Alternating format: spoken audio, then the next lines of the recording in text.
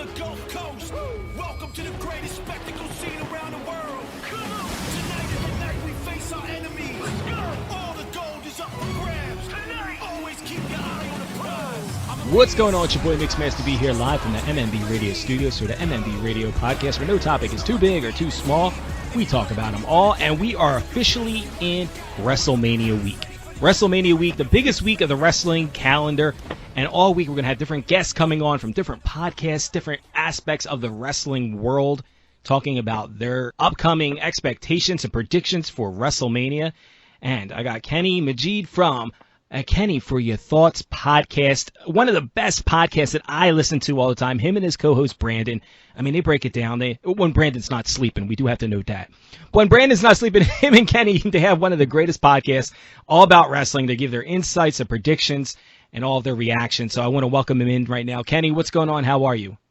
Hey, what's going on, man? Thanks for having me. I will respectfully disagree. I think the reason we're so good is because when Brandon does fall asleep, it gives me an adrenaline rush like caffeine will never do, because I get so angry that I start rattling off and venting my frustration on everybody. Yeah, and as I said, it's one of the funniest things part of the podcast, and I know it's kind of been like a running joke, but, shout out to Brandon. I mean, he is your Marty Jannetty to Shawn Michaels. I have to say that, Thank you for publicizing that.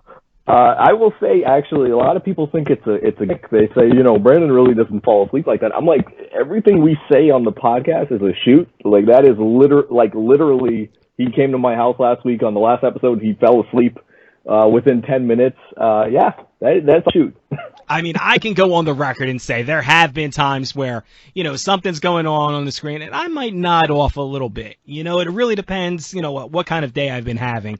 But WrestleMania week, I mean, I know you're excited for this because a lot of fans are excited. A first event where we're going to have fans in the stands again for a wrestling show. Well, not the first event, but something of this magnitude and this size. And you happen to be going to WrestleMania, right? Yeah, man, I don't know. I manifested it, is how I'll say it, because I said I'm not going to WrestleMania without getting my COVID vaccination. And I'm 32, so I wasn't eligible. But away, and I had bought the tickets, and I said, nope. I did the math. I'm like, I need my vaccination at a certain time, and I made it happen. So I'm happy to say I'm vaccinated, going to WrestleMania, and going to enjoy myself without any qualms, So I'm happy, yes. Definitely, and that was one of my biggest concerns was this year, was getting the vaccine and getting it in enough time. And there's so much stuff you hear about the vaccine, about how long it takes to fully kick in, how long it lasts, all this stuff. So I recently, just as of yesterday, on Easter, and we have to note that we are recording this before tonight's Monday Night Raw, so I don't think anything's crazy is going to happen tonight that's going to change the course of, WrestleMania this weekend, but... Hey, Goldberg could come back tonight and just, We could. I mean, how many times people have been on Twitter asking for Lesnar to come back the last couple weeks, so... How funny is that, right? Like, people all of a sudden, Brock is the biggest babyface, they won't come back.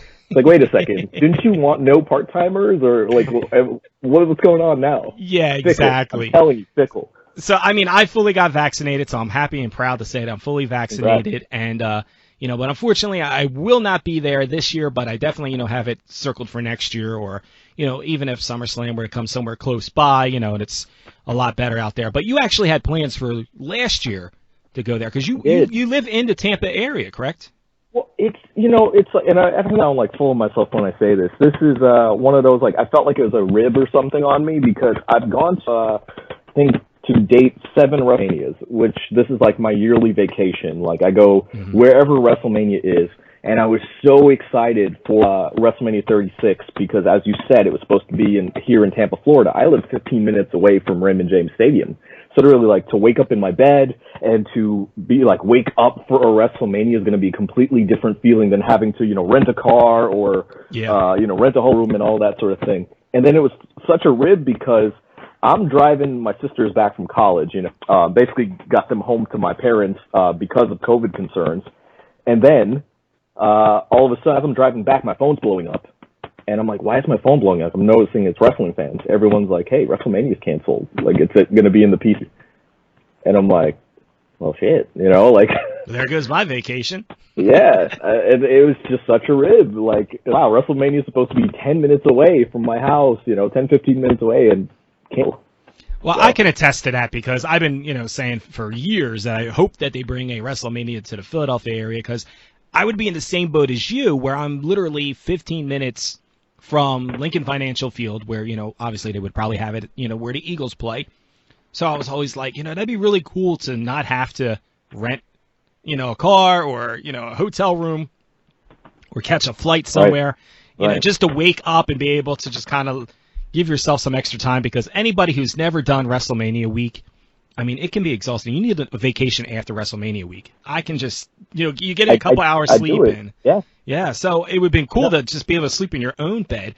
But I can also attest to say that, I do enjoy seeing different places and visiting different areas. It's an excuse, It's an excuse to like Dallas, when I went to WrestleMania 32, got to see all the things around there. And that was fun. That was fun. California, places, I would probably normally go, but WrestleMania gives you an excuse to go there. Exactly. But again, it was really like, oh, wow, this is going to be a different WrestleMania. And then it didn't happen. And I guess it was a different WrestleMania because, got to watch it by myself with no fanfare, which was... Mm-hmm. I said it was kind of a bummer, but it was different, and it was definitely an experience. But we're always you leap forward and not backwards. So hopefully this weekend everything goes well and goes right. And I believe there's still tickets available for WrestleMania, so I don't believe it's a complete sellout, although it's very close to it. Have you heard anything else other as far as ticket sales? I haven't heard anything. I haven't heard anything in terms of the sellout. But I wouldn't be surprised with a lot of people being hesitant. This wasn't going to be one of those where people were just flocking to get tickets. Mm-hmm. You know what I mean? Like, obviously, I lived 10 minutes away, and I wasn't going to go unless, I was vaccinated and stuff like that. So I can see a lot of people being hesitant to go. I've seen a lot of people, the internet trolls out there that were hooting and hollering saying that, well, when the UFC first opened up and they were allowed to have fans, like, they sold out instantly, and it didn't happen with WrestleMania, and they're comparing the two. And I'm kind of leaning on the side of what you're saying is that, even with baseball coming back, I was like, all right, well, let me make sure till I get fully vaccinated and get this shit in my system and, ready to go before I, just start living like it's 2019 again. But, exactly. It's like I said, it should be cool. Have you gotten any information from WWE in regards to like how you're supposed to enter into the stadium or any kind of like protocol stuff? Not at all. Haven't received any sort of emails, anything. But I kind of guess that they'll send us something maybe Friday night to kind of tell us the protocols. And I'm sure they'll, as we're all lined up outside, they'll probably start telling us like, hey, X amount of people over here, X amount of people over there. I'm hoping, cross my fingers. I'm going to try to film as much as I can because I know a lot of people are going to have questions on, what the protocols were like or what safety measures happened. And I kind of just want to see if I can film as much as I can so I can answer those questions. Pay attention to my YouTube, youtube.com/Kenny for your thoughts, and try to get that going as soon as WrestleMania finishes. Yeah, that would be really cool because transparency, what everything, how everything went down that day is going to make it easier for people to feel comfortable going forward to going to events like this. They pulled off the Super Bowl there, and we didn't see anything or hear anything crazy from the Super Bowl. So we'll see what happens this weekend, and hopefully, people will feel more comfortable and confident in going back to these type of events, and we can kind of start moving forward with it. Exactly, and I'll be the litmus test, so I'll take the bullet so y'all don't have to. Now, I want to talk a little bit, before we get into WrestleMania talk and what you're excited for and all that stuff, I want to talk about your podcast, because it's one of the, I have my own podcast, and it's like everybody has a podcast anymore. If you don't have a podcast, it's kind of like you don't have like a cell phone number. You know what I mean? Like, I feel like everybody has a podcast now, and Correct, yeah. It's hard to listen to every single podcast, and then on top of that, wrestling podcast, because everybody has a wrestling podcast. Everybody's got an opinion, which is a good thing. But there's ways that different things that have to stand out to make you want to listen to someone's podcast. And I really love the way that you and Brandon conduct your podcast because, again, it's well polished, And it's, you guys got the YouTube videos, and you got the little scrolling stuff, and you got the backdrops. Like, it's just really cool, not just from hearing, but a visual standpoint for people that are actually watching the videos of it. But let me ask you, like, what made you want to get into doing a radio podcast about wrestling? So 2015, I just bought a house, and my friend was kind of encouraging me. He's like, you have the voice, he sees it in me. He's like, you got every time a camera's rolling, you kind of jump into it. And he's like, why don't you, do a wrestling podcast? And I said, no, I said what you just said. Everyone has a wrestling podcast, like, it wouldn't matter. Well, fast forward, hadn't done it. 2018, or I should say 2017, I had, my daughter was born. Actually, a couple days before WrestleMania 33, which I went to, believe it or not. My daughter, 2 days old, I went to a WrestleMania. Dad of the Year award. Hey, I actually was about to sell my tickets, and my ex, she kind of looked at me and was just like, your mom's here, my mom's here, why don't you go? And I was already halfway out the door before she finished that sentence, But in all seriousness, in 2018, I had left for a manager job and things like that, but I wasn't happy. It wasn't feeling like my life was going right. And ended up quitting that job, and just blindly, mind you. And I kind of had this feeling of, like, I kind of want to pursue my dreams, because, like, I wasn't fearful of money. I was more fearful of looking my daughter in her eyes and saying, hey, you should follow your dreams, but, like, I had never done it. So it was kind of like that lead by example kind of thing. So I ended up my wrestling podcast, and I just went in with the attitude of, like, yeah, everyone has a wrestling podcast. This might sound cocky, but it's just how I approached it. I said, everyone has a wrestling podcast, but no one's going to be as good as mine. Mm-hmm. I was confident. I was confident I could go in there and, gain some traction. Because just because everyone has a podcast doesn't mean everyone does it well. Like, you have your podcasting voice down to a T. You know what I mean? But not everybody has. You know what I mean? So a lot of tuition money. But, again, like you said, everyone has a wrestling podcast, but, I wanted to put, some production value in it and really make it good and make you go, hey, this guy is doing this by himself. He's not doing, like, no one's paying him to do this. I kind of wanted to be like the fan version of Busted Open, Yeah. Now, take us back to your earliest memories of pro wrestling. I mean, everybody has a story, and I remember when I was asked this, I ran into Bill Apter at a Wizard World convention in Philadelphia, and he proposed that question to me. He's like, what is your first initial memory of pro wrestling? Like, your first, memory of it? And I was completely honest with it. I guess he was expecting me to say something like Hulkamania or, something of that nature, and I'm just like, I can remember going to the Philadelphia Spectrum and seeing Demolition battle somebody. I can't remember who they were battling, but just being that close and seeing Demolition with all their, like, dominatrix garb and all that stuff, all the leather and chains and, whips and stuff going on, like, that just, like, sunk into my head. So when I told him that, he kind of, like, he's just like, oh, that's interesting. So I kind of felt like it was a letdown, but that was my first, honest, yeah, I was being honest. I was like, I can remember, Demolition and Mr. Fuji coming out and just these scary looking guys, and I couldn't tell you much more about what happened on the card. I might have been, 8 or 9 years old, but that was the thing that just resonated with me and stuck in my head. So what's your first earliest memories of pro wrestling?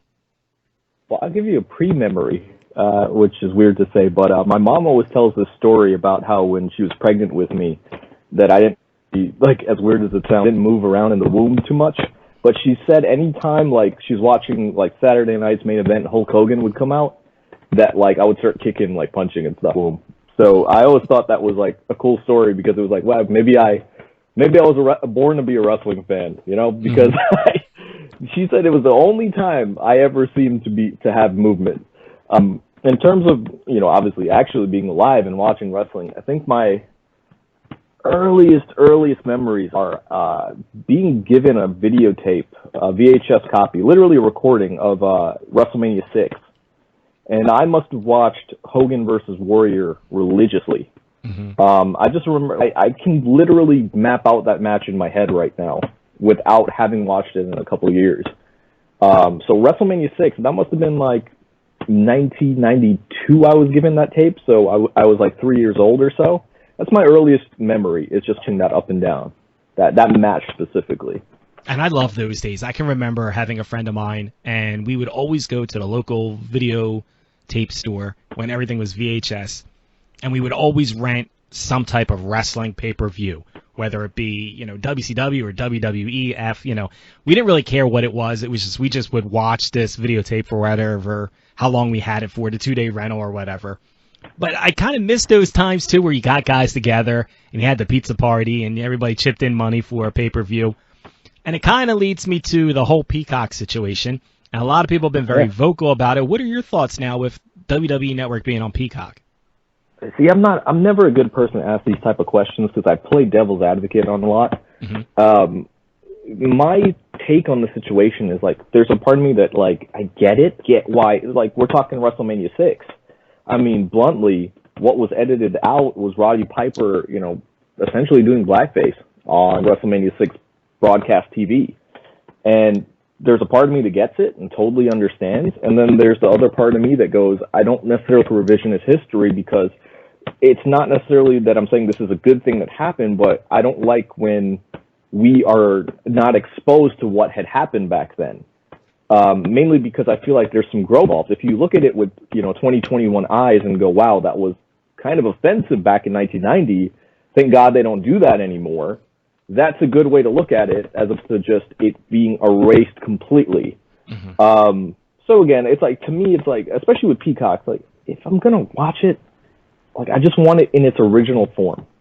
And it's like, why don't you just give me the option of, like, in my settings, if I want to put that content on, I can watch it. But if I put it down to PG, then certain moments are edited out. Maybe something like that. But I just don't like the not having a choice. Yeah, and I was saying to someone the other day about it. I said, I wish they would kind of almost treat it like how Disney Plus treats a lot of their stuff, right? Put the disclaimer on there, like, hey, when this originally aired, this was not so much that it was acceptable, but in that time, it was more of the norm. And, things have changed. We've evolved. We've learned from different things, and it's not cool now. But, however, this is, the original broadcast of it. It's the historical, part of it that we're going to leave it the way it is. And, to go off what you said, it's like, not that I'm saying I agree with the whole blackface thing. And, when DX did the whole mocking of the Nation of Domination, I get it. And like I said, I'm kind of like you, we're on both sides of the fence here. I get it. But at the same time, I feel like what happens 20 years from now, 30 years from now, how much of this content is going to be, completely wiped out because we're continuously evolving into, something else? Yeah, that's kind of what I'm getting at. It's like the ramification of being able to edit stuff out sometimes, to me, the negative of that outweighs the positive. And that's what I'm getting at. Again, I don't support, what Roddy Piper did in that event, but I don't think if Roddy Piper was alive today that he'd be like, oh, it was great, I should have done that. He probably had that regret too. And it's also that he was the babyface in the situation too. You know what I mean? So it's weird, I get it. And again, I see why they did it. But again, it was on the WWE Network, and it was fine. And like you said, they could have just hit a disclaimer, NBC does not approve of this, and, at the time, this is what was presented. But wrestling is a weird area sometimes, man, where it's, like, not perceived as a movie, it's perceived as real, even though it is a storyline-based thing. So I've always noticed that, like, in terms of censorship. Like, they said, like, this is a real thing going on with, it's more akin to a movie, if you will. Yeah. But it's a gray area. Yeah. And it's funny you say that, because I want to kind of touch on the WWE Hall of Fame, and I had somebody on Twitter that I was going back and forth with. It might have been Twitter or Instagram somewhere, and I tried to refrain from getting into heated conversations with people that you just can't persuade to think otherwise, or have an open dialogue where, two, level-minded people can have an intellectual conversation and not it turn into, a hate fest. But I had someone say about how the great quality, and they were saying, oh, well, he shouldn't be in the WWE Hall of Fame, and this is why it's, a joke. And I was like, at what point do you not understand that the WWE Hall of Fame is more closely to like the Rock and Roll Hall of Fame than it is to any kind of pro sports Hall of Fame. Like, we're all wrestling fans, exactly. but like, unless you're 8 years or younger, we all understand it's theater. You know, I won't use the F word, but it's theater. We all understand it's predetermined, and we get that. But, I mean, how can you justify saying they don't treat it like a regular pro sports Hall of Fame? I mean, that'd be like saying every home run that Babe Ruth hit was predetermined. And it's like, you're dead on. It's literally like people doing it in like a pro sport Hall of Fame aspect, but I always say that people work themselves a lot more than WWE intends them to.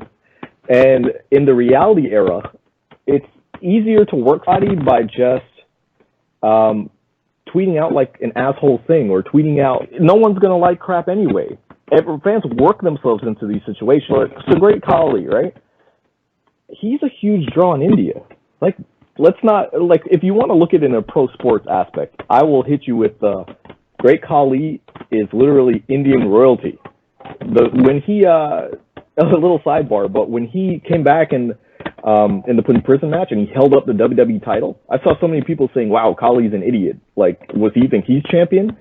And Edge on Christian podcast at the time said he knows Khali well enough to know that Khali knew he was going to be on every Indian newspaper when he did that. Mm-hmm. That is the importance of the Great Khali in India. Am I a huge Khali fan as an American fan? No, not really. I understand. And to your point, people got to understand this Hall of Fame is not necessarily, it doesn't have this criteria that needs to be met like a baseball Hall of Fame, and votes need to be met and like that. People always work themselves into it. How come this person's in the Hall of Fame, but this person's not? And it's like they're waiting for the right time a lot of time. Like, people are like, well, the Bella Twins are in. What's that? Sorry. It's all about money. It's about exposure. It's right. And it's like, people, well, the Bella Twins are in, but how come The Rock's not in? And, whoa, hold on. You think The Rock's not going into the Hall of Fame? But they got WrestleMania 39 in Hollywood. Don't you think that more apropos time? So again, they're selling tickets.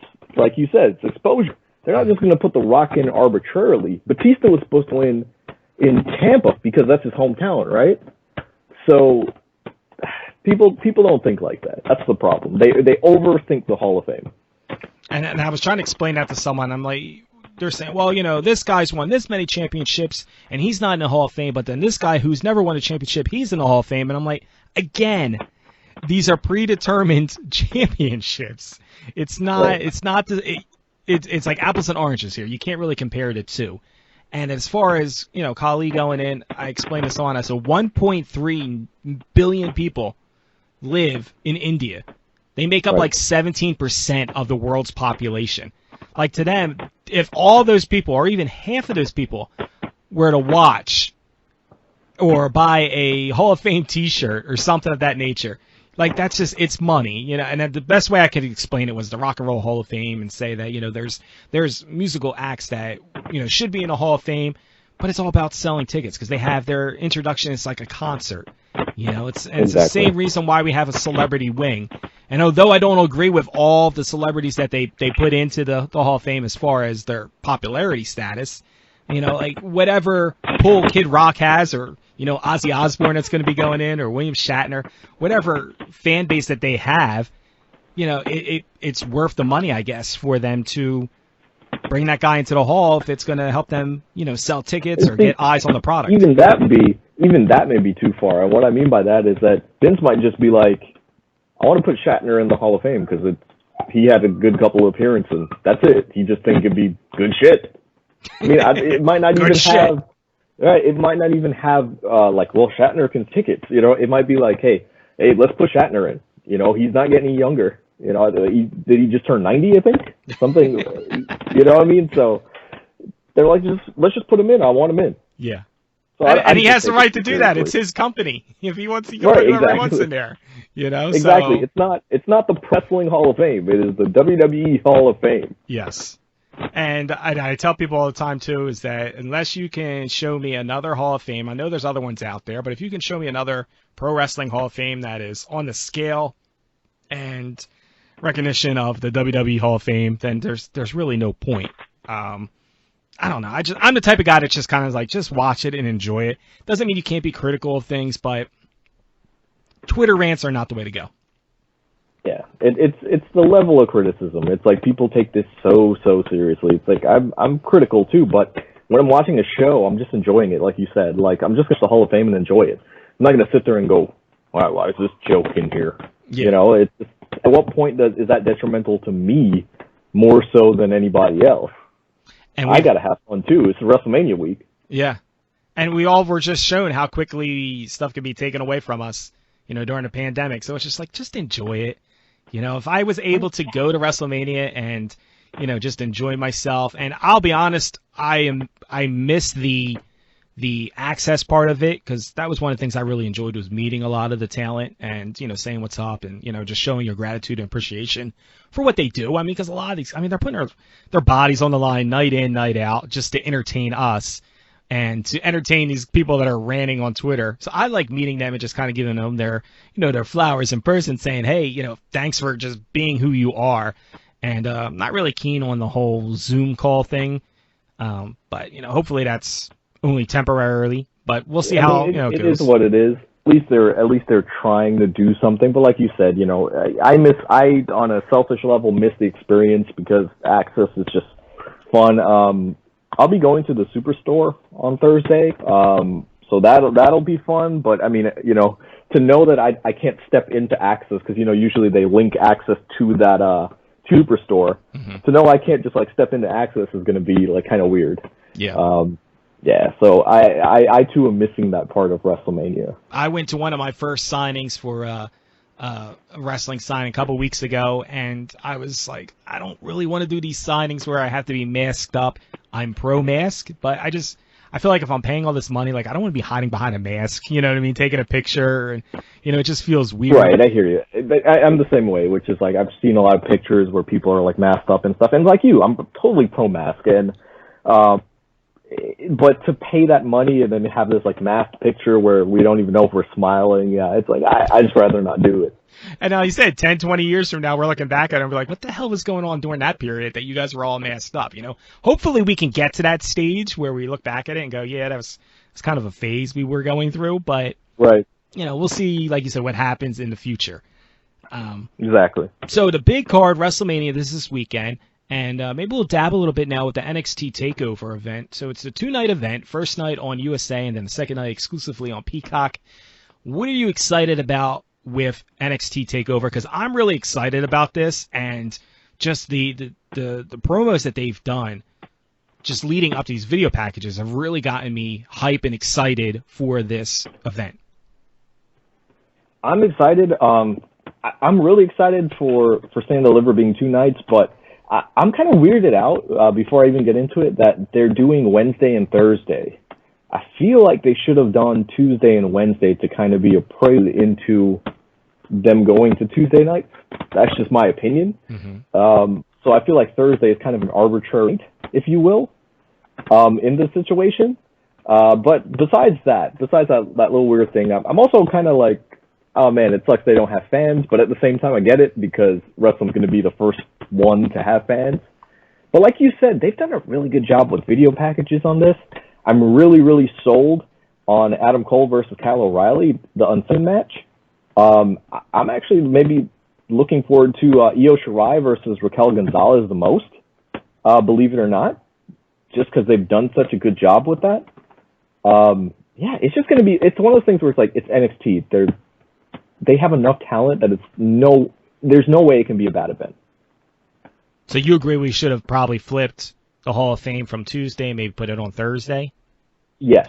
I would definitely say they should have put the Hall of Fame on Thursday and put NXT TakeOver Tuesday and Wednesday, because again, it would just get fans used to NXT being on Tuesday. Mm-hmm. So have like their premiere event on Tuesday be night 1 of Stand and Deliver. Right, because then you could have just said NXT April 6th, Tuesday, and remember to keep tuning in for NXT on Tuesday nights. Gotcha. Yeah, I didn't stop and think about that, but that makes a lot of sense. And then we fast forward to WrestleMania, and it's the 2-night event, and we've seen a little bit of the stage from the drone that was flying around and taking pictures of the staging and everything. what are your expectations for Saturday and Sunday? I'm actually really excited that it's a 2-day event as a fan. Just because, I mean, obviously we know that last year was a 2-day event, but, there were no fans there, So last year it almost felt like, wow, that's cool WWE to do 2 events as opposed to 1 to get the pandemic off our mind for 2 events. Here, it's like we're getting 2 separate cards. Now, as someone who's been to, like I said, 7 WrestleManias, it is exhausting. We don't post about it on social media, but like by hour 4, you're dead. You're like, I put it this way: WrestleMania 35, the women went on last, and it was Becky Lynch, Ronda Rousey, Charlotte Flair, and the situation was so frustrating because it was a match I wanted to see, but the crowd was so dead because it was after midnight. Yeah. It was just completely draining. And so I felt bad because I'm like, we're not into this match, and I know it's just exhaustion. Now you get to take that element away because you're going to get 3 hours, and then you get to go home. And again, perfect WrestleMania to be 2 nights for me because I'm 10, 15 minutes away from my house. So literally, as soon as the event's done, I just hop in a car, go, 10 minutes, take a shower, jump in my bed, and then get up the next day for the event. Yeah. So I'm in heaven right now. I feel like this WrestleMania was done for me the way they did it, Well, 35 I'm excited for it, yeah. 35 was exhausting, as you said. By the time the women's match came on, I was done. I was just like, as soon as the match ended, I just beeline to get the hell out of there because there was that whole rain situation that was like brewing and everything. Let's not talk about the rain because everybody just got poured on. And I was waiting on the train, and no trains were coming. Then it just starts pouring, and I went home soaking wet. I know you did too. And I actually got back pretty dry. Like I said, I knew where my party bus was parked, and they said, we're going to be right here, right after it. So the fireworks were still going off. I could see fireworks going off. I wish I knew you back then. So I could have been hooked up with the party bus. I was on a party bus, the Mania Crawl party bus going. But there was no party bus coming out of WrestleMania, so the good thing was the party bus was taking us back to Lower Manhattan, and from there I had to catch a subway back to Brooklyn because I was staying in Brooklyn, and we had like a couple trains that were, being worked on tracks. So you had to go to like different stations and everything. So I eked out the rain, but between hopping different subways and getting back to my hotel, I didn't get back to my room till almost like 3 a.m. So yeah. It was exhausting. And then, the next morning they had that early morning access event, and I believe it might have been like the Bellas or something that next morning, and I had like completely lost my voice. Like my voice was shot, and I'm like telling the girls, I'm like, I'm sorry, I lost my voice. I was just like, it was a mess that weekend, and it was just, yeah. There was a lot of things that could have been done better as far as the logistics standpoint of it. But all in all, it was a great WrestleMania. I do wish that, no shade or, anything towards the women's division, I would have liked to seen the Kofi match been the main event. Just because. See, the problem is you're looking at it with rose-colored glasses. If you switch those matches, Kofi wouldn't have gotten the reaction he got. This is true. Because again, exhaustion comes into play. It would have been like, okay, can we finish this event, please? That's kind of where we were at. So again, it was just a consequence. I think the women's match would have been the one we were like, oh my God, that was such an amazing match. And then the Kofi match would have been like, so. Or we could have just stopped the Kofi match on a Saturday and done the second half on a Sunday, the 2 day. There you go. Now imagine WrestleMania 35 literally stopping after the Kofi moment. The next half going on Sunday. That's to tell you why I'm excited. I actually think, in my opinion, this is probably a litmus test for WrestleMania being 2 days from now on. Because I think if this goes well, I can see next year in Dallas, and I can see the following year in Hollywood being 2 days. Mm-hmm.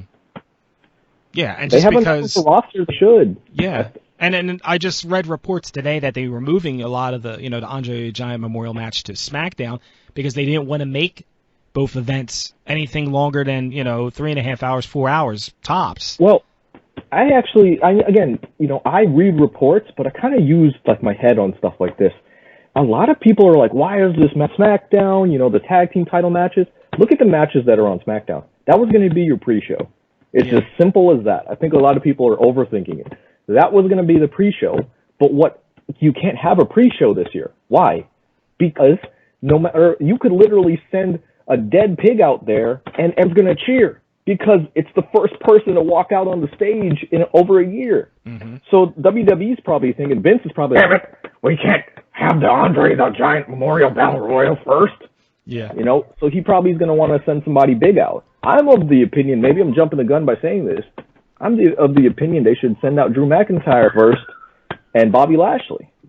Mm-hmm. Now, what kind of wild predictions do you have for that match? Because you've seen what I've been tweeting out last week and what I wrote up. I'm torn on this because this is one of those where, like, I'm going to be happy either way, I'm going to be disappointed either way. Because I feel like Drew McIntyre needs the moment where, you know, he didn't get to win the championship in front of people last year. I feel like he needs that moment, and it'll be a big thing. But then it's like that comes at the consequence of Bobby Lashley losing the title, which I want Lashley to win. So it's one of those things where I'm going to be so torn either way. There's a part of me, I was entertaining the idea of, you know, they were talking about Vince McMahon was insisting that the Hurt Business break up. And I was like, you know, he's a creative genius. Maybe he was like, hey, the stipulation is that the Hurt Business is banned from ringside. Well, they're not in the Hurt Business anymore. So what if they're out of the Hurt Business so they can interfere in this match, retain the title for Lashley, and the Hurt Business will come back together? But then I'm like, is that wishful thinking? You know, so there's so many different elements here. But again, either way, I'm going to be really happy, and either way, I'm going to be really pissed off. Well, that's the good thing is that there are so many different elements and ways they can go with this.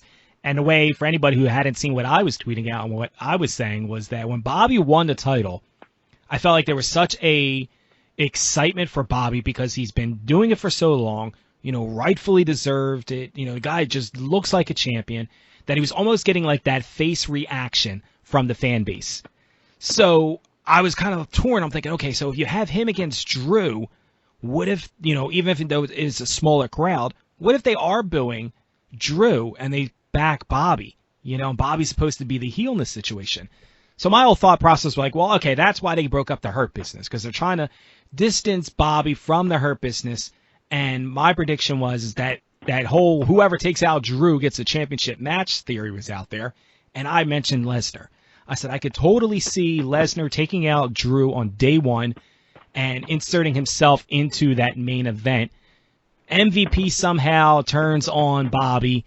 You know, I don't know who would win, if it would be Bobby or Brock, but it would definitely give Bobby that face, you know, reaction. And obviously not that Brock needs a lot of help getting heat on himself, but that would be the heat that Brock would, you know, get because he took out the champion that everybody was excited for, and would have, you know, Bobby start a face run. But again, so many different elements. I'm just really excited to see how they're going to play all of this out. And I've been telling people, I said, don't jump the gun, just relax. Let's see how it plays out. Now, if after Saturday, you know, it's a shit fest and the Hurt Business is still broken up and, you know, everything goes bad, well, then we can complain. But until then, just, you know, pump the brakes. Exactly. I think a lot of people like to get their Twitter fingers all angry before things happen. And, you know, speculating is one thing. I always appreciate, like, you know, even though me and you maybe don't agree on a lot of, we say, because we've had some heated, you know, Twitter exchanges, but there's always... Yeah, I've told you off a couple times. Right. There's like a I think or like I speculate. There's not like a this is how it's going to happen, you moron. You know, and I think people work themselves into thinking like their way is correct. And it's like, just because I say an opinion doesn't mean that I believe that's 100%. You know, like you're saying the Lesnar thing. I'm coming at you on Sunday if it doesn't happen and be like, hey, stupid, you thought Brock Lesnar was coming out? How'd that happen? How'd that work out for you? You know, it's just literally like, cool. You wanted a cool scenario and it didn't happen. Sucks, you know? Yeah, and again, it's not that I need it to happen. It was just something that I could see, you know, foreshadowing, seeing happening. And that's the cool thing about the interactions that you and me have had on Twitter and social media is that we can agree to disagree or have different opinions on things and not take it to the point where it's like I'm hitting mute or I'm blocking you or something crazy. And I think that's the part of where wrestling fans sometimes get a little lost in it, and it just becomes one of these big drama fests that, you know, in all honesty, I just don't have any time for. Era. If the reality era people work themselves, that is how people get work now. Not the storylines, but the way they perceive professional wrestling. I feel like it's easier to work a fan now because all you got to do is be like a Baron Corbin. He tweets out nothing but hating on people, and people are like, "A dick, I hate him." Exactly, he's a heel. That's why he's doing it. Now, is that the one match you're most excited for on night one? Is the Bobby Drew match, or was there another match on the card night one that you were more tuned into? To be honest with you, I want to say overwhelmed with that I'm going to WrestleMania, that I don't think I've actually sat there and been like, hey, I'm going to see this match or I'm going to see that match, because I'm just so overwhelmed with the fact I'm going to be there in person, and it just feels so surreal to me. But if I'm sitting there going like, okay, what match am I most excited for? I don't know. I'm actually excited for Sasha and Bianca Belair, because I think that they're going to have a better match than anybody's expecting, because there's so much history and there's so much precedence behind their match, especially if they're given that main spot, that I don't think they're going to disappoint. Like, remember the sleep of WrestleMania 32 was the women's match with Sasha Banks, Charlotte Flair, and Lynch. I think that's kind of what we're going to see out of these two, is that match that everyone goes, oh, didn't see that one coming. Now, is there a match or that you would have loved to see make it to night 1 and 2, or any talent? Because there's a lot of talent that, as of this recording, are not included on the actual WrestleMania card. Is there anybody that's been left off the card that you really wish would have been on the card? I really wish that, and this is where I'll probably get heat, because I do like some part-time involvement, especially when you have two nights. I would have liked to see Brock versus Lashley. I would have liked to see Triple H versus AJ Styles. I think these are matches that there was no way they could have been bad. So those two namely the two matches that I'm disappointed are not happening. And like you said, hey, you never know. Brock could get shoehorned into a match. I would have liked to seen something like a quick Goldberg squash. I would have liked to see Becky Lynch be involved, but again, I have a theory that may happen. If you've been paying attention to my past with social media, everyone is clamoring. Why is Bayley not in a match? I'm like, you could have an open challenge. Say, I carried this women's division and I don't have a match. Out comes Becky Lynch for a quick squash match with ends it with a disarmer, and sends the fans home happy. So I kind of think that might actually happen. Yeah, and that's the part of WrestleMania that you enjoy the most, is the surprises. And the Raw after WrestleMania is usually where you get all the surprises. But again, we're in a different kind of way of doing things, and I'm just kind of concerned with the whole WrestleMania being on Peacock, that NBC Universal wasn't having much more influence on big surprises, and because clearly they paid a lot of money for this to go down on their Peacock service. So like I said, it'd be interesting to see, but I like that theory with the Bayley and Becky situation. Now, do you think Becky would come back full time after that? I mean, she's only been a couple months that her daughter was born. So is it too soon? If you noticed in my scenario, I didn't even give her a lot of offense. People are like, well, she can't come back. I'm like, trust me, I've seen, me and my ex have a child together. Trust me, I've seen what a woman goes 2 days through. later, he's going to WrestleMania. So. Right. I mean, Becky could have had a baby, Wednesday, and could have been there, by Saturday, Hey, Seth was on TV pretty quickly right afterwards too. Come on now, I'm like Seth Rollins of fatherhood here, but no. In my situation, I'm like, in my scenario, I should say, I'm not giving Becky a lot of offense. I'm just giving her a quick hey, there's fans. Here's Becky Lynch. I actually wouldn't see her coming back to TV after that. You know what I mean? I think after that you start hyping, hey, she's going to come back, have video packages, things like that. Like you said, this is a very different WrestleMania. This is the first one on Peacock. NBC paid a lot of money. But the other thing is, that Monday, they're going to be fans again. They're going to be in the Yingling Center, which, ironically enough, is even closer to my house than Raymond James Stadium. So I wish they had fans over there. The Yingling Center, which is the former USF Sundome, is going to be the home of the new Thunderdome. So I feel like you're not going to get your average Raw after Mania. So have your surprises at Mania, especially with only 6 matches tonight. You have room for, different things in between. Yeah, that's definitely how I'm seeing it. So again, let everybody know where they can find you at online with the podcast and the social medias, because again, it's a really well done podcast that I encourage everybody who is a wrestling fan to take a listen to. I listen to it when I'm, driving in the car or whatever, or, going to sleep or whatever. Not that it puts me to sleep or anything. I'm not Brandon. No, Brandon puts you to sleep because he's going to sleep halfway through most of the episodes. So no, man. I mean, I listen to it, on my downtime or when I'm doing stuff here in the studio, and it's a really good podcast. So I want everybody to make sure that they are listening to the right podcast. So go ahead and plug away where they can find you at. You can find us on social media, Instagram, Twitter, and Facebook, AKFYT Wrestling, so A Kenny for Your Thoughts Wrestling, basically. You can find us on there, YouTube.com/A Kenny for Your Thoughts, or Apple Podcasts, Spotify, wherever you listen to podcasts, we're there. A Kenny for Your Thoughts Wrestling podcast. New episodes usually every Friday or Saturday, depending on our work schedules. Go listen to us there. But we do have live shows, so we do have a live chat that is an integral part of our episodes, because we do live reactions and talk to people as we are recording the episode. So we're not traditional recorded in a studio podcast. I just don't like that feel. I'm kind of like a wrestler in that sense. I kind of want the crowd participation and reactions, so it feeds me. So if you're on the live chat, you can be promised that I will talk to you. Brandon won't. He'll probably be a stud. Yeah. And that's the great thing about it. Not a big studio. It's got the real grainy indie feel for you. Like we're doing this right out of an armory or a bingo hall or something. We don't need big studios.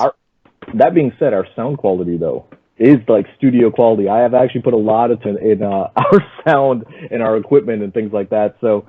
It's weird. It's like a polished indie, like you said. Well, it's very awesome, and we appreciate you taking some time in this busy week, and happy WrestleMania week to you. I mean, we are almost an hour before we hit Monday Night Raw tonight, and Tuesday Hall of Fame, then we got NXT, and just SmackDown, and it's so much stuff this week that it's fun to, even if we're not there, at least I'm not going to be there, but you being there is something that I'm excited for you, and we cannot wait to see all the updates on the social medias, and just keep us locked in on like all the doings that is WrestleMania in Tampa, Florida.